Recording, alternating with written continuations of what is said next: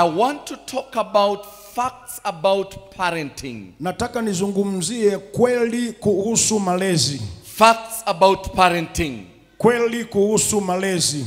Number one, parenting is an intransferable process. Jambo la kwanza, malezi ni kitu ambacho kinaweza kuambukizwa.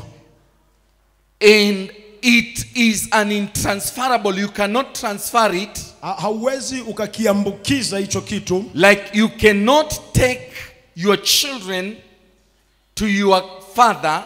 Hauwezi ukachukua watoto wako uwapeleke kwa baba yako. And your father raises them the way and the best way you could do.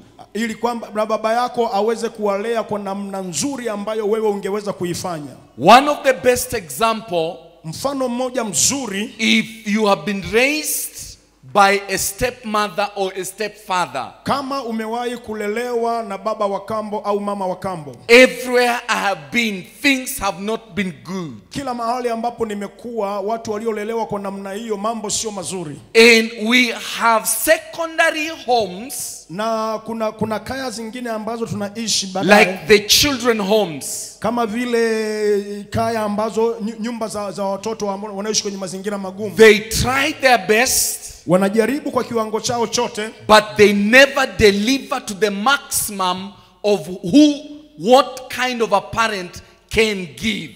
Pamoja na juhudi zao, lakini hawajafikia kiwango kile cha juu ambacho wangeweza kupata watoto hao kutoka kwa mzazi halisi. So you cannot transfer the parenting process. Kwa hiyo swala la malezi huwezi ukalihamishia kwa mtu mwingine afanye kwa niaba yako. You may not have the best qualities. Inawezekana usiwe na vigezo ambavyo ni vya kiwango cha juu sana. But God has given that gift to the specific parent who have raised your life. Lakini Mungu amekupa kipawa hicho kama mzazi mahususi ili uweze kufanya shughuli hiyo. So you cannot transfer any responsibility. Kwa hiyo majukumu yako huwezi ukamhamishia mtu mwingine. You can give but you cannot transfer. Unaweza ukampa mwingine ashike kwa sehemu, lakini huwezi ukahamisha kwa ujumla. Number two, as a church, namba mbili, kama kanisa, we need to understand the today's parenting process. Lazima tuelewe ya kwamba kwenye nyakati hizi za leo issue ya malezi affects the destiny of the next generation, inaathiri hatima ya kizazi kijacho,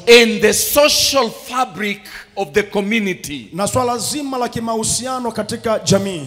And the question is, na swali ni hili, we as a church, sisi kama kanisa, what are we doing? Tunafanya kitu gani? And I say the primary church is the family. Na ninasema ya kwamba kanisa lile la kwanza la kimsingi ni familia. We can see, I said an example yesterday, we can see this church as good as it is.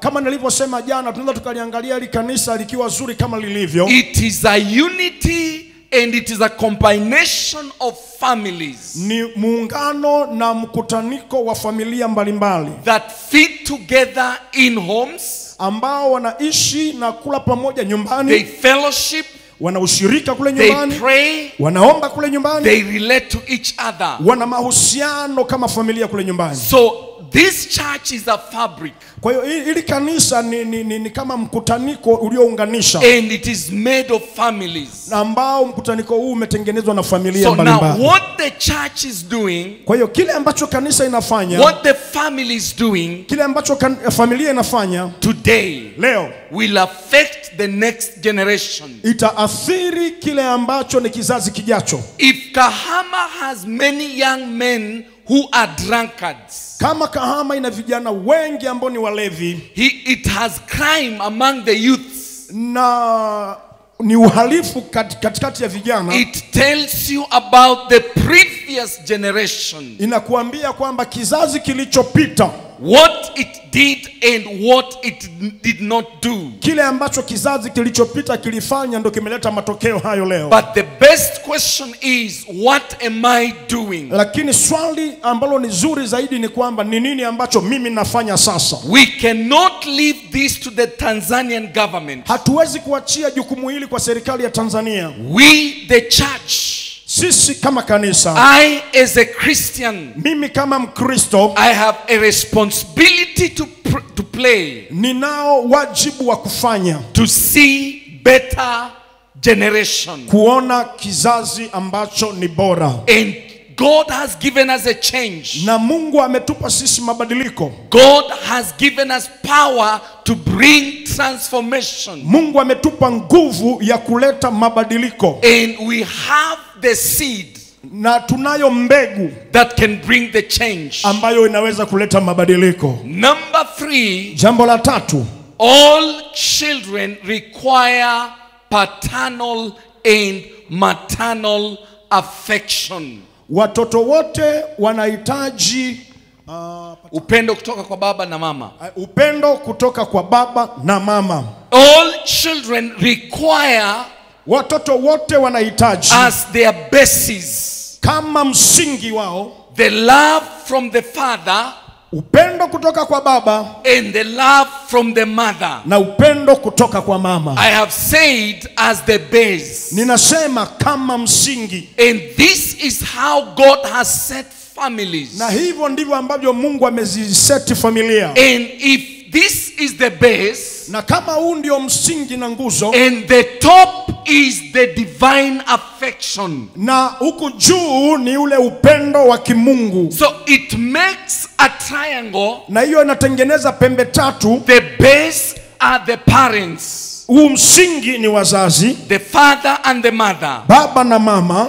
and at the top of the base, na juu ya msingi huu is God. ni Mungu. Praise be the name of God. Jamani, Bwana Yesu asifiwe. God is always on top of everything. Mungu mara zote yuko juu ya kila kitu. If we can talk about children, tunaweza kuzungumza kwa habari ya watoto, and leave out God, na kumwacha Mungu nje, we have lost everything. tunakuwa tumepoteza kila kitu. And talking about paternal, the love from the father, tunapozungumza habari ya upendo kutoka kwa baba, either a child loses a father, kama mtoto amepoteza baba, either he is an absentee father, au ni baba ambaye hapatikani kwenye familia, either the son or the child lost the father, au huyu kijana amepoteza baba yake, or amefariki, there has been a divorce or separation, au wazazi wake wamepeana talaka, it will always have a negative repercussion mara zote italeta matokeo ambayo ni hasi to this particular child. kwa huyu mtoto. There'll be a gap, a father figure gap, na atapata pengo la ubaba kwenye familia. and when there is that gap, na inapotokea pengo hilo, either an uncle, inawezekana mjomba, a Sunday school teacher, au mwalimu wa shule ya Jumapili, or the pastor, au mchungaji, to fix in the gap. anatakiwa kuziba hilo pengo. But you need to remember the 3. Lakini unatakiwa kukumbuka mambo matatu muhimu. They are not the original. Kwamba hao sio wazazi halisi. It is only the father. Ni baba pekee, na wala sio hao watatu. Baba pekee ndiye mzazi halisi. When a girl child, anapotokea mjukuu, a girl child, mtoto msichana, wa kike, who loses or misses or has a gap with the father, anapokuwa amepoteza baba au ana pengo la kukosa ubaba, there is a gap inside her life. anapata pengo ndani ya maisha yake. And even when this girl child grows, inapotokea mtoto anapokuwa akikua, huyu binti becomes a youth, anakuwa kijana, in search for a relationship for marriage, anakuwa na kipindi cha kutafuta mahusiano kwa ajili ya kuolewa. she may not have the capacity to know how to handle men. Anaweza kuwa hana uwezo wa kufahamu namna ya kukaa na wanaume. He may not have that capacity, anaweza akawa hana uwezo huo, to have